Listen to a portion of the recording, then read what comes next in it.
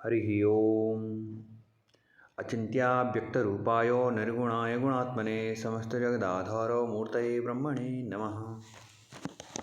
छात्राणां पुनः स्वागतम्।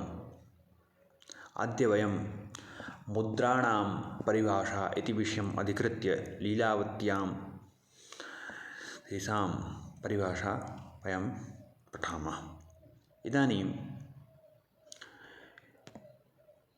बराटकानां दशकद्वयं यत् साकाकिणीताश्च पडश्च तस्रः ते षोडशद्रम्य इहावगम्यो द्रम्यैस्तथा षोडशभिश्च निष्कः।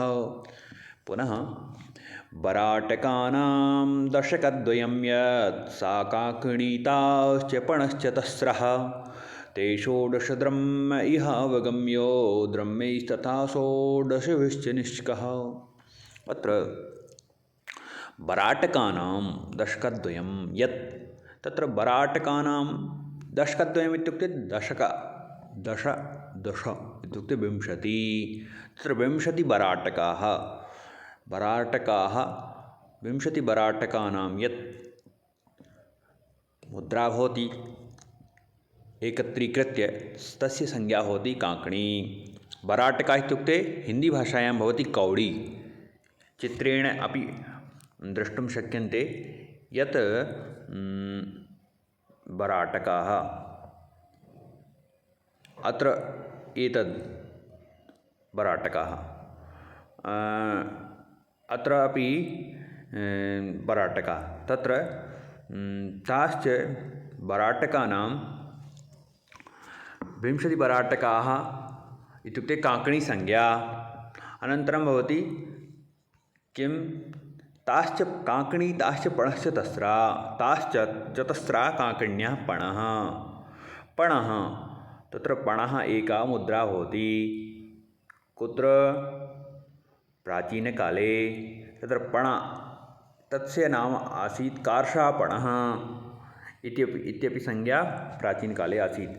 इत्युक्ते चतस्रः काङ्कण्यः एकः पणः अनन्तरं भवति ते षोडशद्रम्य इहावगम्यो ते षोडशद्रम्य इहावगम्य इत्युक्ते ते षोडशद्रम्य अत्र षोडशपणाः नाम द्रम्यसंज्ञा या मुद्रा भवति तस्य नाम भवति द्रम्म। अत्र पश्यन्तु यत्र द्रम्माः इति द्रम्यसंज्ञा द्रम्य एका मुद्रा। अनन्तरं भवति द्रम्यैस्तथा षोडशभिश्च निष्का द्रम्यैस्तथा षोडशभिश्च निष्का द्रम्यैस्तथा षोडशभिश्च निष्कः इत्युक्ते अत्र द्रम्यैः निष्कः इत्युक्ते षोडशद्रम्म यद्ब्रह्म षोडश भवति तस्य संज्ञा भवति निष्कः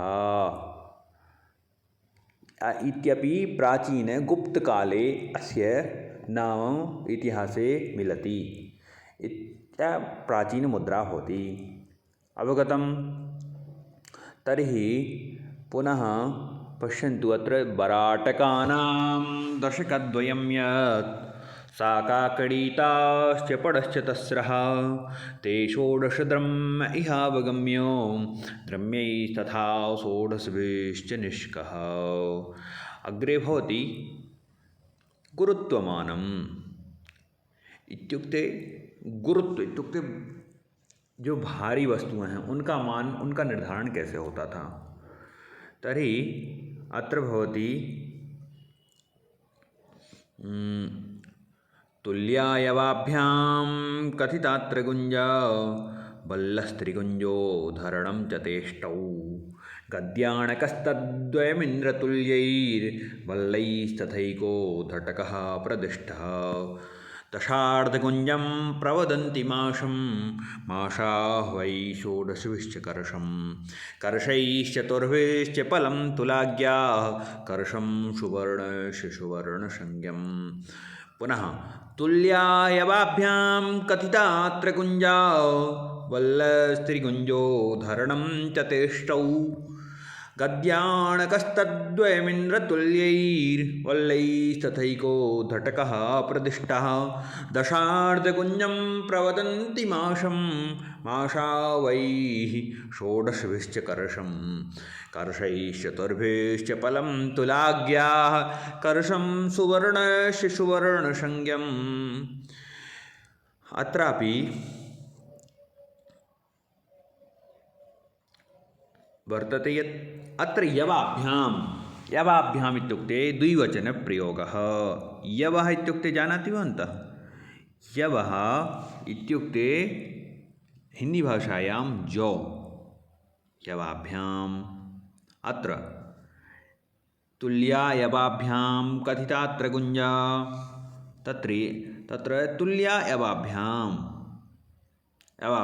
तुल्यः यवाभ्याम् इत्युक्ते दो जौ के तुल्य एक गुंजा होता है। तत्र यत्र यवाभ्यां तुल्या गुंजा कथिता यवाभ्यां तुल्या गुंजा कथिता इति। अनन्तरं किं वल्लः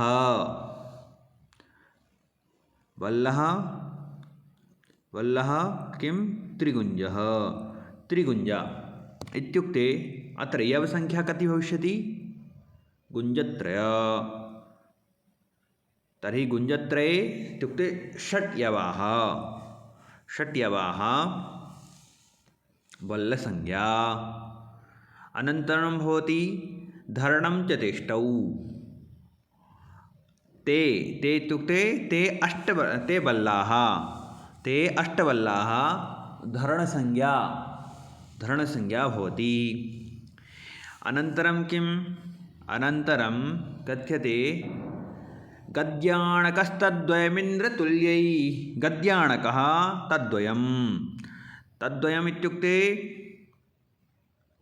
अत्र धरणौ द्वौ गद्याणकसंज्ञा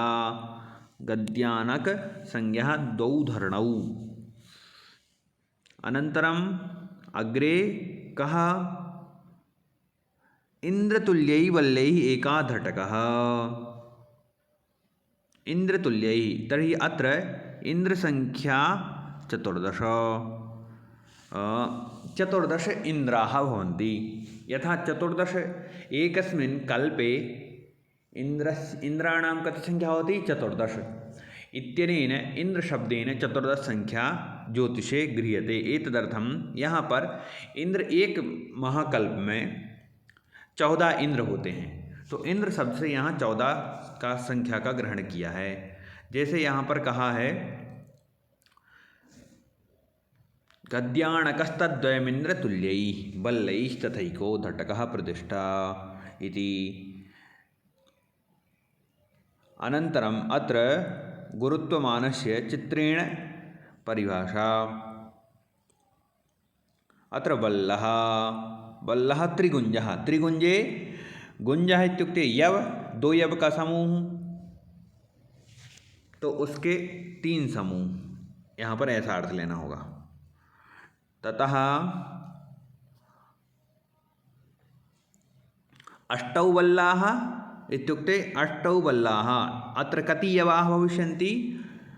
48 48।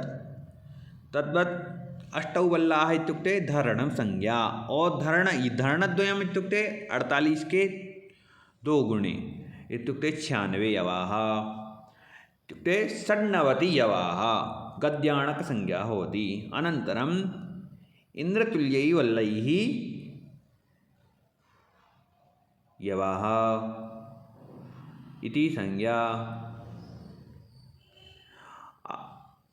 अनन्तरं भवति गुरुत्वमानम्। अग्रे लिखति दशार्धकुञ्जं प्रवदन्ति माशं माशा वै षोडशविश्चकर्षम् कर्षैश्चतुर्भिश्च फलं तुलाज्ञा कर्षं सुवर्णस्य सुवर्णसंज्ञम्। तर्हि अत्र दशार्धकुञ्जं, दशस्य अर्धम इत्युक्ते 10 संख्या का आधा कितना होगा 5। तर्हि दशार्धकुञ्जं प्रवदन्ति माशं, दशार्धकुञ्जं माशं प्रवदन्ति। अत्र एकस्मिन् माश इति संज्ञायां 5 गुञ्जाः भवन्ति। अनन्तरं माशाभै षोडशभिश्च कर्षं प्रवदन्ति। एकस्मिन् कर्षे 16 माशाः 16 माशा होते हैं। एक कर्ष में 16 मास होते हैं। फिर चतुर्भी कर्षैश्च फलं प्रवदन्ति। चतुर्भी, एक कर्ष में, एक पल में 4 कर्ष होते हैं। एक पल में कितने कर्ष? 4 कर्ष। तर्हि चतुर्भी कर्षैः च फलं प्रवदन्ति। अनन्तरं सुवर्णम् इत्युक्ते एक कर्ष, कर्ष इत्युक्ते सुवर्णस्य यत् कर्षः मुद्रा भवति तस्य सुवर्णसंज्ञा होति। तुलाज्ञाः सुवर्णस्य कर्षं सुवर्णसंज्ञं। तुलाज्ञाः इत्युक्ते मापने ये विशेषज्ञाः, जो तुलना करने में विशेषज्ञ हैं, जैसे स्वर्णकारः सोनी, ठीक है इति। अनन्तरम् अत्र भवति दैर्घ्यमान। तत्र दैर्घ्यमानस्य का परिभाषा? पुनः एकदा अत्र पश्यन्तु। अत्र पुनः गुरुत्वमानस्य श्लोकानां पुनः स्मरणम्। अत्र अनुच्चारणमपि कुर्वन्तु। जैसे मैं बोल रहा हूँ उसके बाद आपको ये बोलना है। तुल्यायवाभ्यां कथितात्र गुञ्जा बल्लस्त्रिगुञ्जोद्धरणं च तेष्टौ गद्याणकस्तद्वयमिन्द्रतुल्यैर्बल्लैस्तथैकोद्धटकः प्रदिष्टः दशार्धगुञ्जं प्रवदन्ति माशं माशा वै षोडशभिश्च कर्षं कर्षैश्चतुर्भिश्च फलं तुलाज्ञा कर्षं सुवर्णस्य सुवर्णसंज्ञम् इति। अनन्तरं भवति दैर्घ्यमानम् इत्युक्ते लंबाई। लंबाई के मान का सबसे छोटा परिमाप से लेकर सबसे बड़ा परिमाप किसे कहते हैं? तर्हि यवोदरैरङ्गुलमष्टसङ्ख्यै हस्तैश्चतुर्भिश्च हस्तोऽङ्गुलैषड्गुणितैश्चतुर्भिः हस्तैश्चतुर्भिः भवतीह दण्डा क्रोशसहस्रद्वितीयेन तेषां स्याद्योजनं क्रोशचतुष्टयेन तथा कराणां दशकेन वंशा निवर्तनं विंशतिवंशसङ्ख्यैः क्षेत्रं चतुर्भिश्च भुजैर्निबद्धम् इति।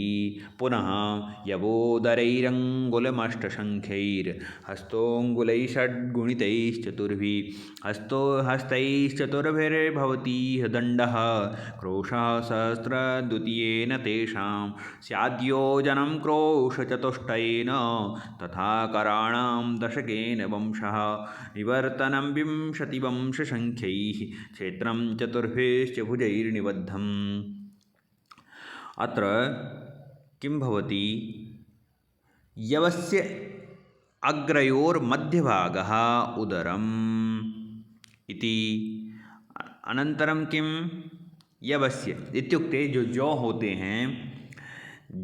हैं उनका जो मध्य भाग, जौ का जो मध्य भाग, जैसे